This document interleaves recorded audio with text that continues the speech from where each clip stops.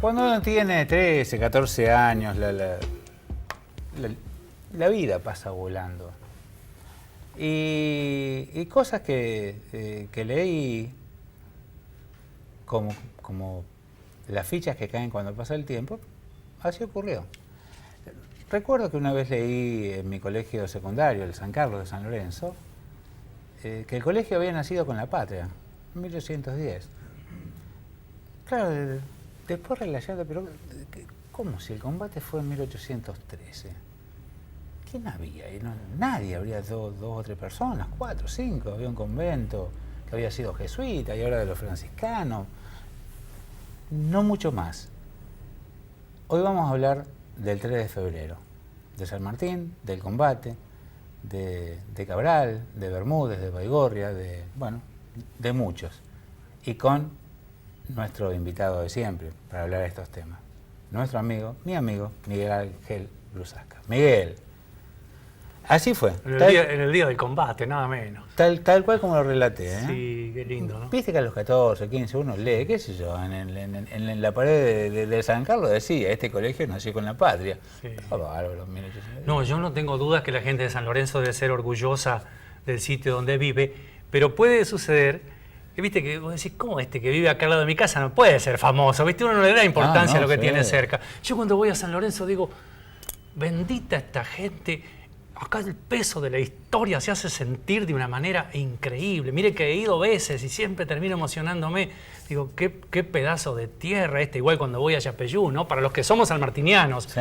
Digo, qué interesante. De todas maneras, San Lorenzo creo que ha hecho y hace mucho por preservar precisamente este aspecto. Lo que sucede es que a veces la realización de homenajes y llevar adelante tributos a estas figuras heroicas está encuadrado en los ámbitos culturales, y usted sabe que la cultura a veces es lo que más termina recortándose a la hora de otras necesidades, pero es importante lo que ha hecho San Lorenzo y lo que sigue haciendo, ¿no? Sí. Vos sabés que yo digo, y lo hemos dicho varias veces estando juntos, e incluso en otros programas cuando nos visita gente de San Lorenzo, que es uno de los pocos lugares, uno de los muy pocos lugares históricos argentinos, que es original casi en todo. Sí, imagínese lo que usted decía, lo del convento, es una cosa histórica, pero revolucionaria, una cosa maravillosa. Vos sabés que de viejo, si bien lo había hecho de jovencito porque era amigo de los curas y un día, cuando cualquiera podía acceder a la espadaña, subí. Miré, mira vos, San Martín, pero como hay otras cosas más altas, este verso, que a ver si está la iglesia. Claro, la iglesia es posterior. Claro, obvio. exactamente. Si bien había una iglesia ahí. Es que la espadaña era un mirador privilegiado. Claro, hace un tiempo, claro, obvio. Si en no había edificios. Claro, era la pampa y monte. Sí. Hace un tiempo subí con Marcelo Aranda, ahí está, justo estamos pasando las imágenes. Sí, hermoso lugar. Y la toqué la espadaña, digo, mira vos, esta es tal cual. El original, imagínese. Imagínese. Es increíble.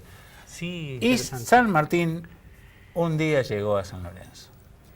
Claro, no sin antes pasar por algunas rabietas regulares. Dale. Porque cuando él recibe la orden de marchar para tratar de poner coto a estas naves que evolucionaban por el río Paraná, cometiendo algunas tropelías, naves que partían, si bien tenían su comando en Montevideo, que estaba sitiado, habían hecho su base de operaciones naval en la isla de Martín García, y de allí evolucionaban aguas arriba. Entonces, la orden de San Martín, como él tenía jurisdicción para custodiar desde Zárate hasta Santa Fe, es a ver si podía ponerle coto a esta situación. Entonces él decide ponerse en marcha con un grupo de granaderos, unos 120 granaderos, más algunos infantes, con pocas armas, y con caballos cansados. De allí es que si usted lee la letra fina de ese recorrido histórico desde Buenos Aires a San Lorenzo en 3 días, o 3 días y medio, haciendo un promedio de más de 80 kilómetros por día, lo que se llama revienta caballos, es un hecho raro y también digno de analizarse. Cualquier persona que conozca de caballos sabe que un buen ejemplar transita con comodidad 50 kilómetros en una jornada.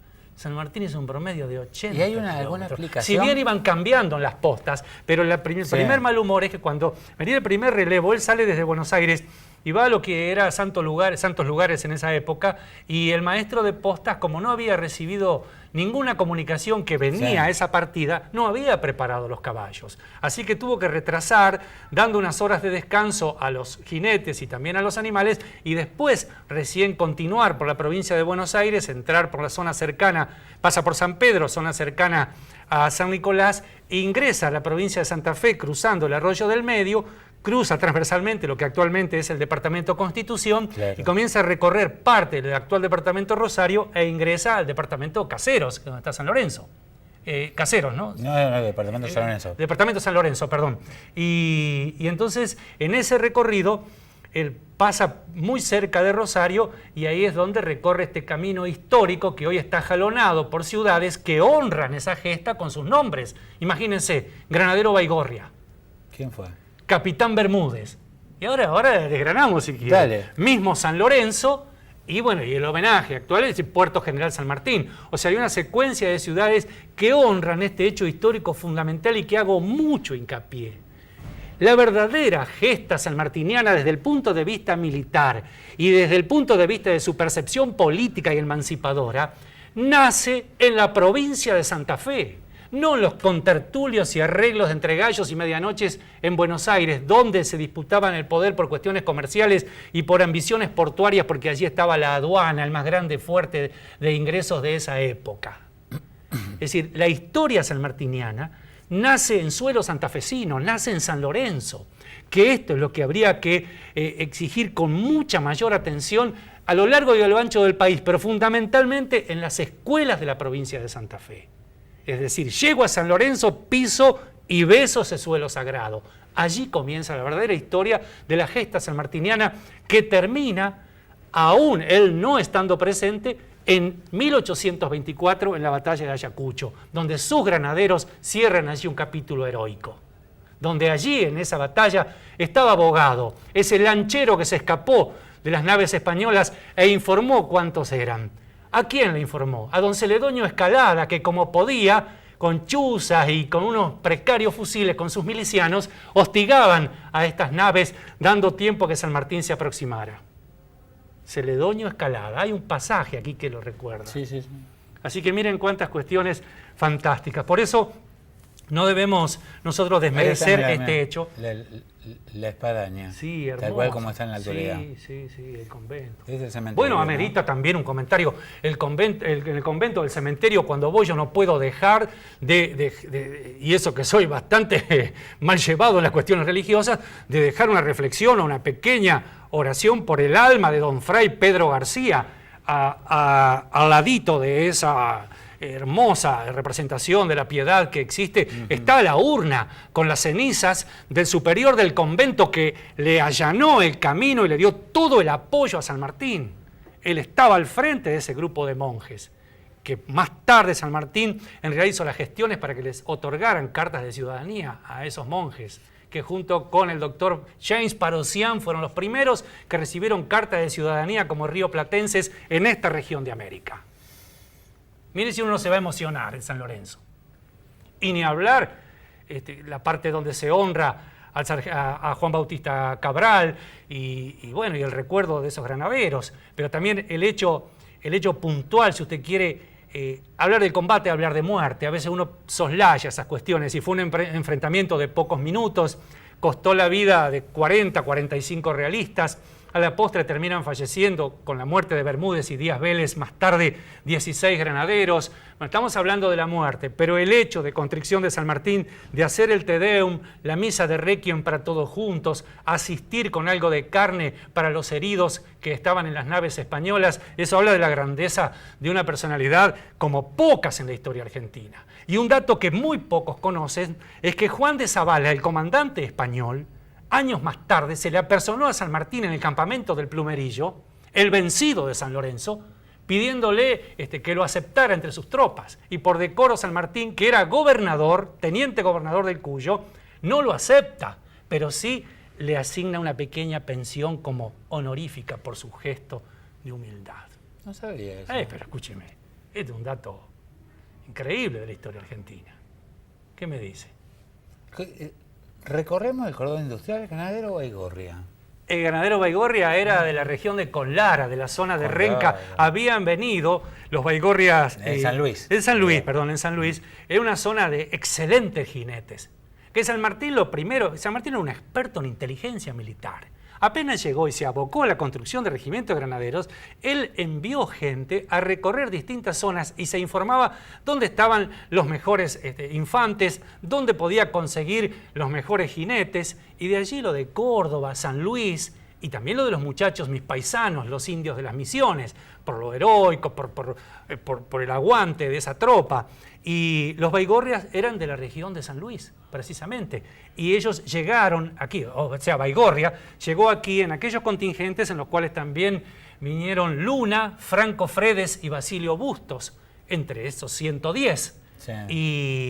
Y que mire que también rescatamos el hecho del dueño de una estancia importante de San Luis, que hizo una recluta entre todos sus peones y pagó de su propio peculio el traslado de esos 100 y tantos muchachos y se los puso a San Martín en retiro. Y no quiso nada a cambio.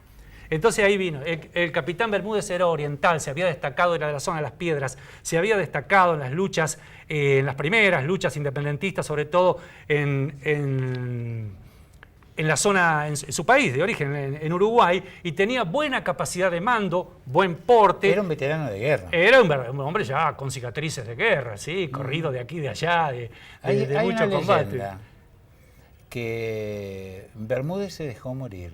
Incluso en el convento está la habitación donde estuvo Bermúdez. En realidad... Por ser el segundo. Porque es muy fuerte lo que usted me plantea. No es una leyenda, es una realidad de la vida. Bermúdez había recibido las instrucciones precisas de cómo San Martín había preparado su regimiento. Una carga a fondo y a arrollar al enemigo y replegarse. Y ante un sector de los realistas que escapaban hacia la barranca, Bermúdez ensaya una segunda carga y allí desde las naves empiezan a disparar. Hay como una reacción y mueren algunos soldados. Y también cae acribillado y cae por la barranca Díaz Vélez, que muere más tarde, el teniente Díaz Vélez. Y él recibe un impacto, un proyectil que le destroza la rótula, una de sus rodillas. Entonces pasa a ser un herido de guerra. San Martín nunca le recriminó, se dice, solo lo habrá mirado. El doctor Algerich, que actuó en ese momento, le amputó una pierna. Pero una noche, para lavar su honor de soldado, por no haberse ajustado a los reglamentos y las premisas del heroico regimiento, Bermúdez se soltó el torniquete y se murió desangrado, justamente como usted dice, en una celda franciscana o una celda jesuítica franciscana, ahí en el convento de San Lorenzo.